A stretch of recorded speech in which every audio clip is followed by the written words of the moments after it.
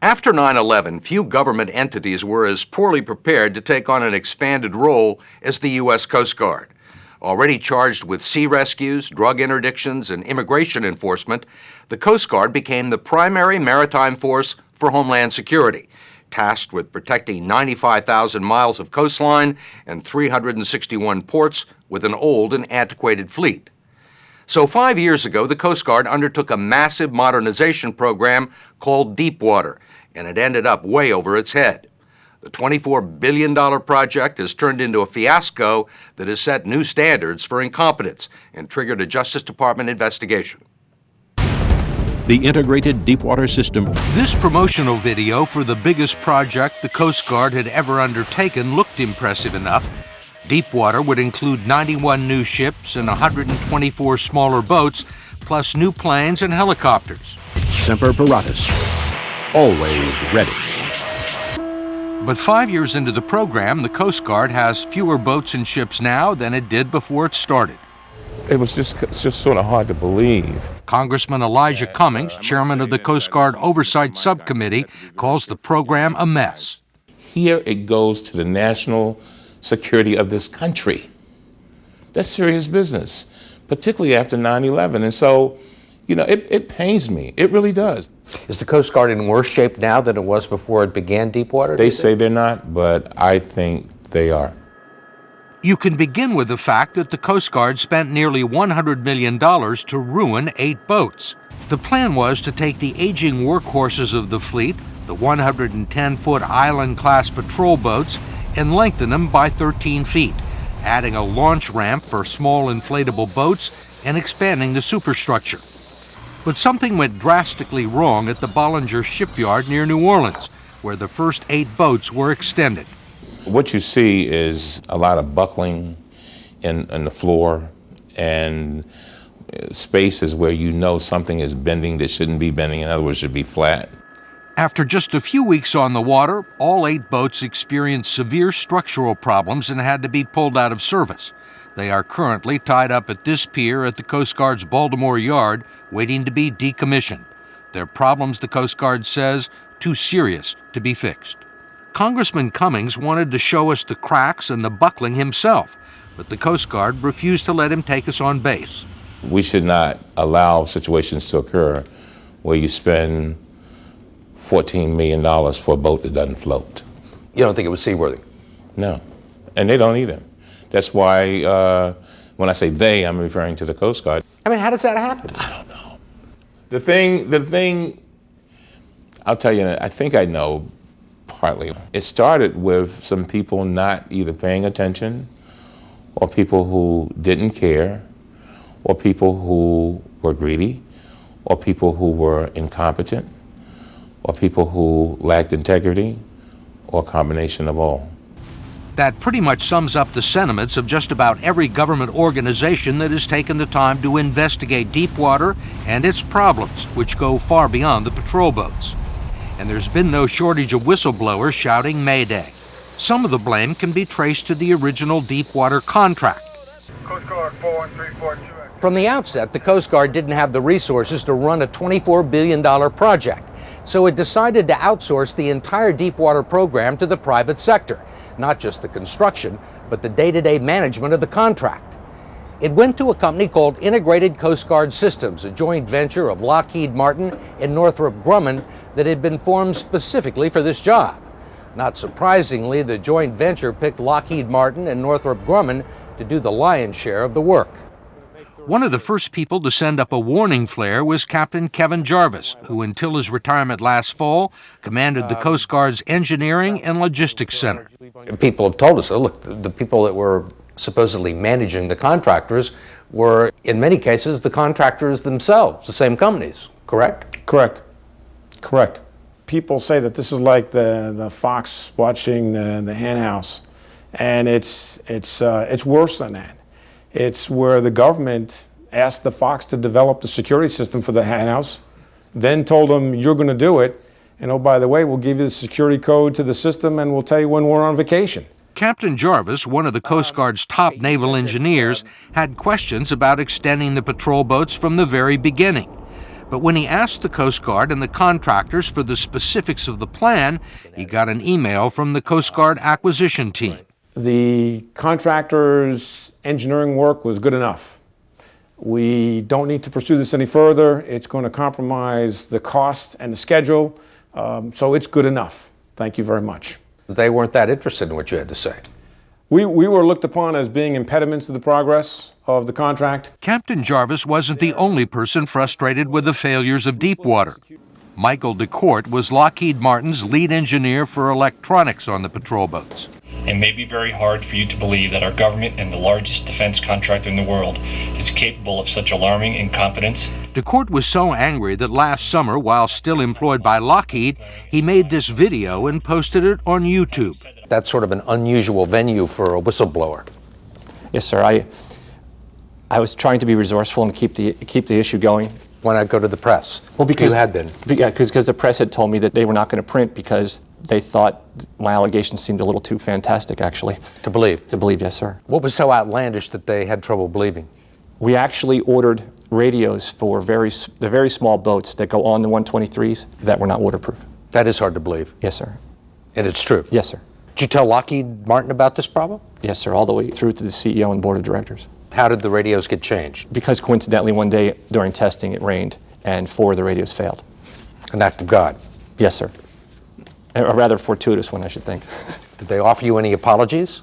Oh, no. I was actually removed from the project shortly after that. The radios, which were vital for communicating with other boats and helicopters, weren't the only problem.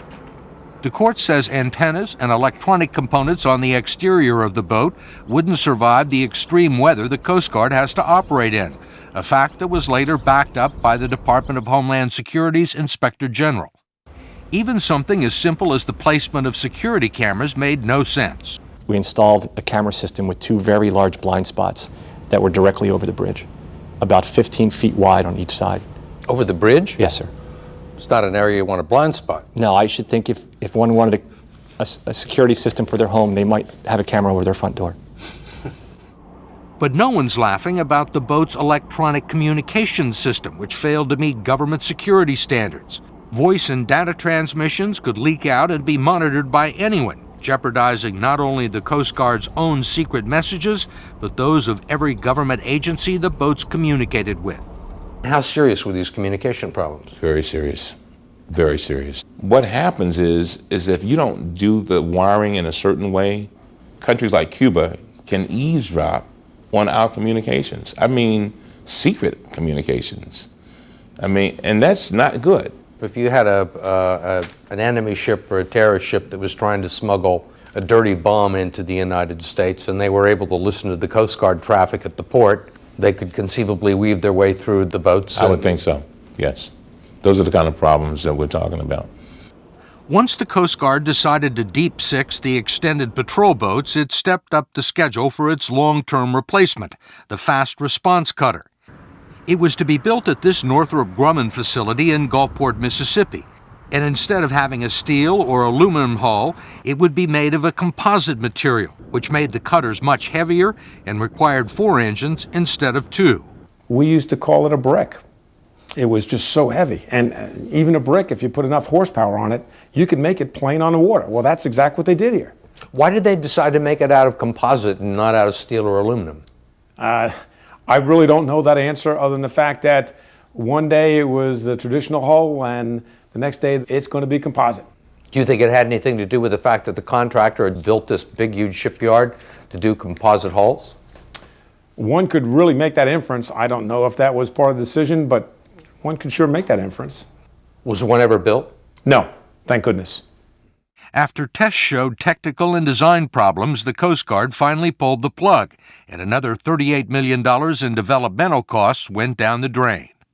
But the huge national security cutter is still going full speed ahead. At 418 feet long, it is by far the largest ship the Coast Guard has ever had, and the most expensive. It's supposed to be able to monitor 56,000 square miles of ocean every day. The Coast Guard expects to accept delivery of the first one by this fall. I mean, this is like a Navy ship. It's supposed to be able to run with the Navy battle groups. Will it be able to? In my opinion, no. Our models show it's not going to meet the speed requirements. it's going to miss. Is that a problem? It'll be good enough. But speed wasn't the only problem for the National Security Cutter. Coast Guard engineers found serious flaws in the structural design that could lead to premature metal fatigue, even structural failure. A second opinion from the Navy's engineers concurred. May God bless the ship and all who sail in her. But that didn't stop the Coast Guard from christening the first National Security Cutter last year. A second one is now being built. The cost so far, nearly $800 million. This is a story the Coast Guard didn't want us to tell. It refused to make its commandant, Thad Allen, or any other Coast Guard officer available for an interview. And the contractor, Integrated Coast Guard Systems, also declined. They did, however, have to appear before Congress. My question to you is... Mississippi Representative Gene Taylor, who spent 12 years in the Coast Guard, wasn't much more successful than we were at getting answers, particularly when he asked the contractors about those 8 patrol boats that proved to be unseaworthy. So at what point does one of you step forward and say, we made a horrible mistake? I think the stakes are pretty high, folks. I'm giving you an opportunity to tell me what went wrong and who's going to accept responsibility. Mr. Anton? Eventually, James Anton, Northrop Grumman's Deepwater vice president, spoke up. We need to determine the cause of the failure, sir. And when we determine the cause of the failure, we'll determine accountability. And when we determine accountability, we'll know who needs to stand up. How long does that take?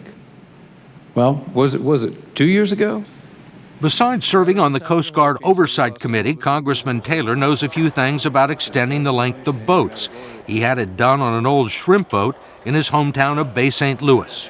And I pretty well drew it out on the back of a napkin and went and found some guys, some welders, and we did basically the same thing they did that Coast Guard cutter on a smaller scale. My boat works fine. In their case, they didn't think it through. Are these boats good for anything? No. I've even asked if they could be used on river environments, if we couldn't give them to the Colombians or the Hondurans and just go use them for a river patrol boat. And they didn't have the confidence that the vessel could get down to Latin America to be given away. Has anybody been fired or demoted? To the absolute best of my knowledge, no one in the Coast Guard was demoted, no one was fired.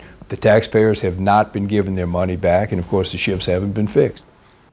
On Thursday, the Coast Guard officially revoked its acceptance of the converted patrol boats and told the contractor, Integrated Coast Guard Systems, that it wants at least some of its money back. It has also removed Integrated as the Deepwater program manager and assumed those responsibilities itself. Late last week, after our story had been completed, the Coast Guard finally offered to make Commandant Thad Allen available, but only for a live, unedited interview, which we declined to do. In a separate letter, the Commandant said he has changed the course of Deepwater and that the program is turning around.